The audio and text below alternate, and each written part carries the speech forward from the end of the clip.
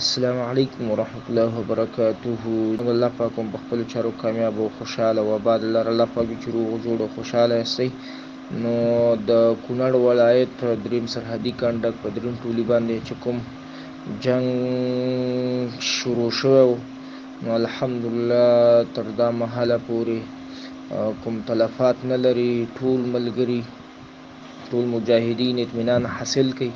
الحمدلله تر دا مهاله پورې معرکه ښه ګرمه روانه وه. 3:30 بجې توقف شو.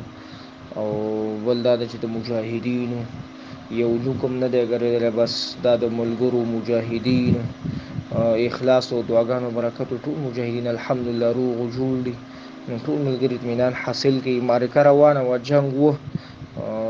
ګروپونو کې به چا ویل چې جنګ شته او چا ویل نشته او چا ویل دروغ او چا رښتیا ده. او جنګ و، خو نو الحمدلله څوک زوبل نه دي، څوک شهیدان نه دي، څوک زخمیان نه دي. الله پاک هم په خپلو چارو کامیاب او آباد لره. خوشحاله اوسئ. السلام علیکم ورحمت الله وبرکاته.